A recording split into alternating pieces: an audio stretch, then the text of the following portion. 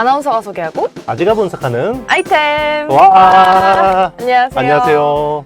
저희가 목요일 아침 10시에 녹화를 하는데요. 오늘 딱 SK 하이닉스의 실적이 나왔습니다. 네네. 앞서서 이미 뭐 삼성 실적이 잘 나왔어가지고 음. 하이닉스도 실적 기대 많이 했는데 1분기 실적 일단은 정말 잘 나왔거든요. 네. 근데 왜 이렇게 지금 밀리고 있는 걸까요? 그러니까 네. 대한민국 시장만의 마법이 있잖아요. K 선반영. K 선반영. 그런데 이게 오늘 보면 조금 네. 이상하긴 해요. 사실 지난 그 새벽에 메타가 실적 발표를 하고 폭락을 하고 있죠. 네, 폭락을 하고 있는데 물론 이제 여러 가지 이유가 있겠지만 폭락을 한 배경에는 당초 캐펙스, 그러니까 자본 지출이 목표보다 100억 달러를 더 쏘겠다라고 했잖아요. 투자를 하겠다는 거잖아요. 맞습니다. 어쨌든. 네. 근데 그런 거죠. 이제 투자자들이 이제 투자 그만하고 돈 좀 벌어. 돈 버는데 네. 돈 버는데 버는 거에 비해서 너무 많이 쓴다. 이런 이제 우려가 있는 것 같은데 그럼 돈 쓰면 누구한테 쓰겠어요? 자기 회사 키우는 데 투자하지 않을까요? 엔비디아한테 주겠죠. 결국 데이터 센터에 투자하려면 AI 반도체 가속기 사는 건데 그럼 엔비디아한테 좋은 거잖아요. 근데 또 엔비디아도 하락하고. 엔비디아도 빠지죠. 왜 빠지는 거예요? 그러니까 왜 빠질까요? 왜 빠지는 거예요? 제가 아무리 머리를 굴려봐도 이거는 주가가 많이 올랐다라는 거 외에는 특별한 이유는 없는 것 같고요. 그리고 이제 제가 계속 누누이 말씀드린 게 2022년 11월부터 AI 혁명 랠리가 됐잖아요. 네. 그때부터 그때부터 지금 엔비디아 주가가 8배가 올랐죠. 진짜. 네. 많이 올랐다는 거 말고는 내릴 이유가 별로 없고요. 자, 이번 그 빅테크들 실적을 통해서도 확인했겠지만 결국 돈 벌어서 엔비디아한테 다 갖다 바치는구나. 이게 이제 확인된 거거든요. 근데 이제 너무 필요하다. 너무 많이 올랐다. 그리고 이제 서비스하고 인프라 투자 가지고는 이 AI가 그러면 엔비디아한테 저렇게 가지고 계속해서 갖다 바치면 이게 지속 가능하냐. 마이크로소프트 코파일럿이나 뭐 구글의 뭐 이런 것들 여기서 돈을 벌어서 투자하면 이게 지속 가능한데 돈을 못 버는데 저렇게 많이 투자하면 되겠어?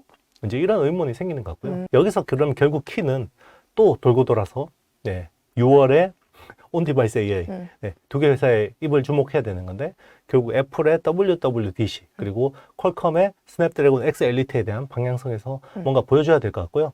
오늘도 사실 하이닉스는 제가 예상한 것보다 훨씬 많아요. 실적이 잘 나왔다. 네, 제가 1분기 2조 5천억 영업이익 그러면 사람들이 너무 쓴 것 같은데 막 그랬거든요. 왜냐면 1조도 안 된다고 보는 사람 많았어요. 맞아. 근데 2조 9천억 나왔거든요. 그러면 완전 서프라이즈잖아요. 엄청난 서프라이즈죠. 네, 근데 내리는 거는 이 친구가 엔비디아의 친구라서 내리는 거 말고는 없다.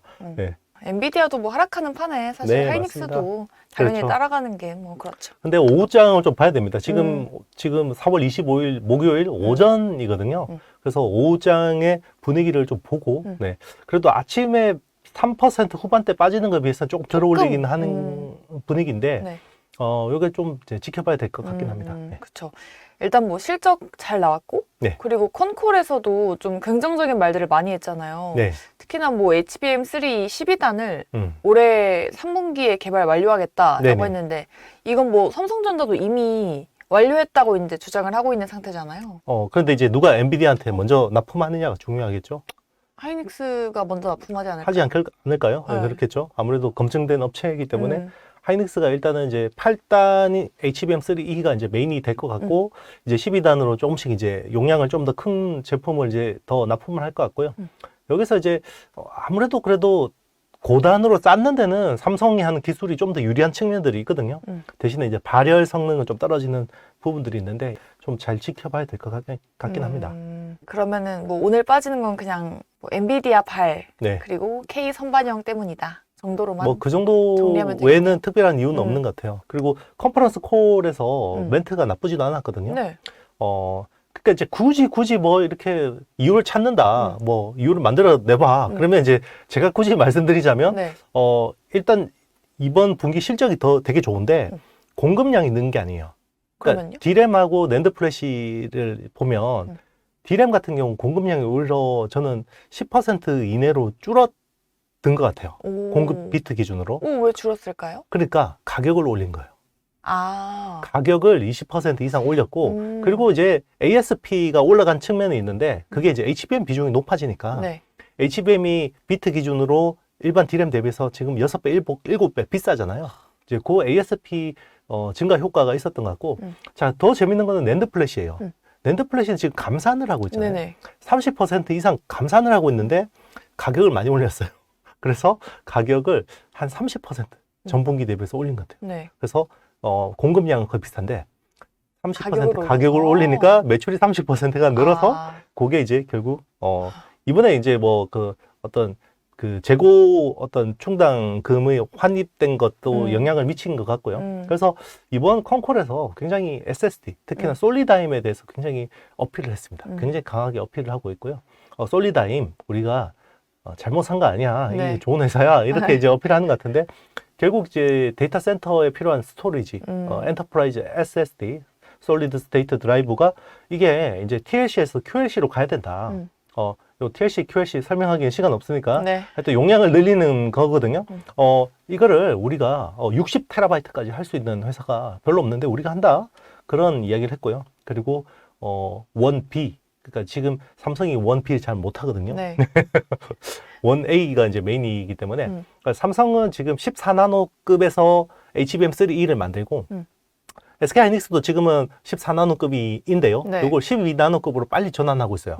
그래서 요거를 굉장히 우리가 1B에서 앞서 있다 이야기를 했고 그리고 이제 기존에 이게 하이브리드 본딩으로 언제 바뀌냐 이런 이야기를 했는데 16단에도 우리는 하이브리드 본딩 말고 MR 머프라는 매스 리플로우 몰디드 언더필이라는 기술을 통해서 충분히 할 수 있다 이런 이야기를 했습니다. 그래서 하이브리드 본딩이 결국 가겠지만 예, 시간은 걸릴 거다라고 이야기를 한 거죠.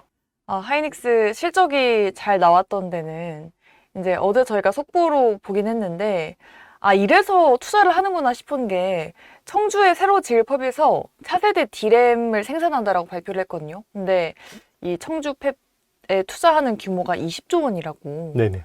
20조 원이 넘는다라고 하던데 네. 진짜 돈을 많이 벌긴 했나 봐요. 투자를 진짜 어마어마하게 하네요. 그렇죠. 선두로서의 입지를 명확하게 하겠다고 생각할 수 있는 거고요. 네.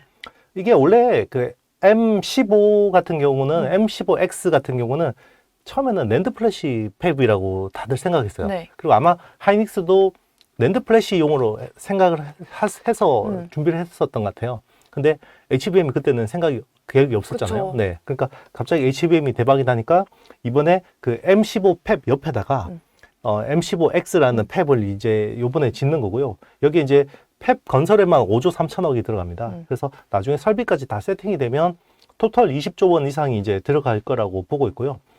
여기서 이제 월 한 10만 장 정도의 D램 라인이 이제 생기는 거죠. 이제 캐파가 되는 건데 여기에 EUV 장비도 들어올 가능성이 되게 높아요. 그래서 지금 12나노급 1B하고 1C 공정이 이제 메인이 될 수도 있고요. 그리고 M15 팹 있잖아요. 네.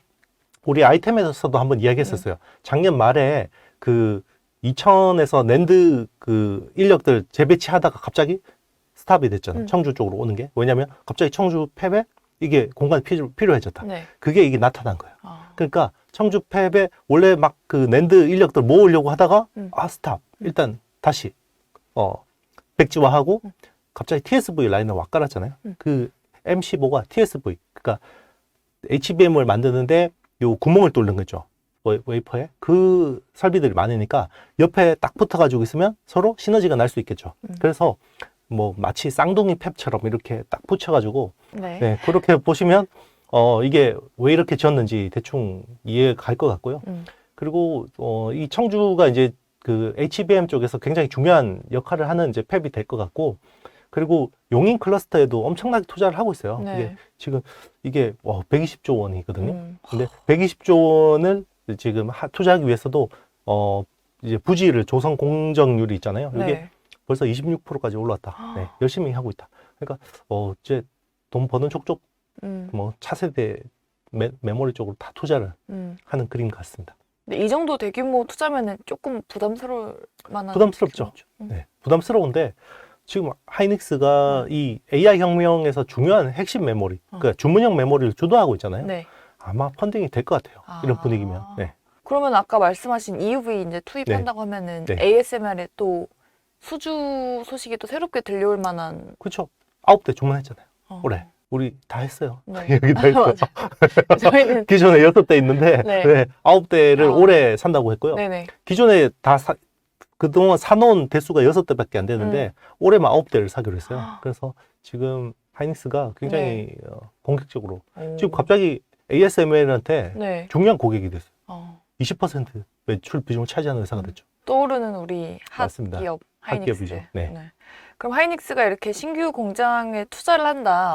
이제 가동을 하게 되면은 뭐 그에 따른 수혜주도 당연히 있겠죠. 맞습니다.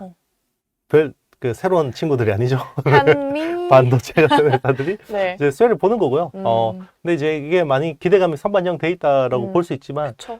이게 또 돌고 돌아서 다시 HBM이냐? 예, 그럴 것 같습니다. 다시 HBM일 것 같고요. 자, 이번에 빅테크들 실적 발표에서 되게 중요한 포인트가 이거였거든요. AI 가지고 돈을 벌 수 있니? 그리고, 그러면 엔비디아 칩 계속 사야 되는 거야? 예. 이거였는데. 그러니까 중요 키워드가 항상 AI예요, 맞습니다. 이제. 그렇죠. 그 당분간은 돈 벌어서 다 엔비디아한테 갖다 바치는 구조로 간다 그러면 또 HBM이 중요해질 수밖에 없을 것 같아요. 네. 정말 이게 작년에도 제가 HBM과 메모리, 그러니까 커머디티 메모리 반등 어떤 그 사이클의 중첩이었는데 작년에도 HBM만 좋았고 뭐 그 주가로 보면 커머디티 수요는 별로였잖아요. 그래서 올해는 나아지겠지. 근데 올해도 안 나아지고. 참 이게 시장이 바뀌었다. 이제 뉴 노멀이다라고 이제 인정할 수밖에 없을 것 같습니다. 네. 그럼 뭐 여러 가지 관련주들이 있겠지만 네. 대표님이 생각하시는 그런 중요도로 뭔가 그 종목들을 줄 세우게 한다면은 좀 1위부터 이렇게 쫙 나열해 주시겠어요? 뭐 그런 걸 물어봐. 시청자분들께서 가장 또 궁금해하실 게 그러니까 어디에 투자를 해야 되냐? 투자의 성향인데요. 이게 그러니까 HBM은 업황은 좋아요. 저는 이제 그런데 항상 사람 많은 데 가지 말라는 주의거든요. 근데 이미 HBM 쪽에 사람이 드글드글해요. 그쵸. 좋으니까. 근데 여기서 또 더 먹자고 지금 들어가야 되냐? 이게 이제 저는 제 스타일은 아니거든요. 그래요? 그래서 오히려 좀 사람 적은데 좀 업사이드가 있는 쪽이 오히려 온 디바이스 AI 쪽이나 아니면 전공정인데 이제 테크 마이그레이션이 되는 하이케이 메탈 게이트 쪽, 뭐 이런 쪽에 좀 더 주목을 하거나 아니면 지금 프로세스 케미컬이나 부품이나 아니면 사이클의 피날레 유리기판 뭐 이런 쪽이 이제 제일 낫지 않을까. 그래도 맞네요. 네, 맞습니다. 뭐 그런 쪽도 지금 분위기가 나쁘진 않고요. 만약에 또 이게 HBM이 수급 다 빨아가 버리면 또 이제 그런 쪽이 좀 별로 시원찮을 수도 있는데 그래도 항상 이제 주식 시장에 이제 시간을 지나고 보면 결국 사람 많은 데 가서 먹을 건 별로 없더라. 그래요? 그런 생각입니다. 그럼 온디바이스 AI 기업 중에 괜찮은 기업 뭐 있어요? 리노공업이 대장이죠. 리노공업이 대장이고 그리고 온디바이스 AI 같은 경우는 AI 반도체가 다 제각각이잖아요. 그러면 테스트 소켓 업체들 수혜를 볼 수밖에 없어요. 그래서 ISC나 뭐 TSE나 TFE 같은 회사들이 이제 수혜를 볼 수 있고요. 그리고 프로세스 케미컬 쪽은 뭐 동진 세미캠, 솔브레인 같은 회사들 계속해서 괜찮게 보고 있고 그리고 파츠 쪽은 TCK 그리고 원익 QNC 뭐 이런 회사들 주목해서 볼만하고요. 뭐 KNJ도 괜찮고 그리고 이제 유리기판 쪽은 아무래도 이제 필옵틱스가 변동성이 크긴 한데 그래도 대장주 같고요. 그래서 필옵틱스 그리고 CNG 하이테크 그리고 뭐 YMT 뭐 인텍 플러스 HB 테크놀로지 뭐 이런 회사들을 계속해서 주목해서 보고 있습니다. 한 10가지 정도 나열해 주셨네요. 네, 맞습니다. 눈여겨보도록 하겠습니다. 네네. 그러면은 하이닉스 저희가 이제 주가 선반영 됐다라고 말을 했잖아요. 네네. 그러면은 이번에 호실적 나온 거랑 청주 공장 투자 버프까지 하면은 업사이드 좀 얼마나 있을지 사실 최근에 좀 변동성이 좀 있었잖아요. 네네. 정고점 다시 탈환 가능할까요? 그게 이제 오늘 주가 흐름을 좀 봐야 될 것 같아요. 오늘이 그러니까 좀 변곡점인가요? 그 중요한 포인트 같아요. 그리고 오늘 새벽에 이제 나스닥 시장도 또 분위기를 보긴 봐야 될 것 같고요. 어쨌든 뭐 이게 이 AI 혁명이라는 사이클은 결국 미국 빅테크 주도의 사이클이고 그 미국 빅테크 주도의 사이클에서 우리가 중요한 핵심 중에 하나인 HBM을 쥐고 있는 거잖아요. 그러니까 HBM 업황으로 보면 너무 좋죠.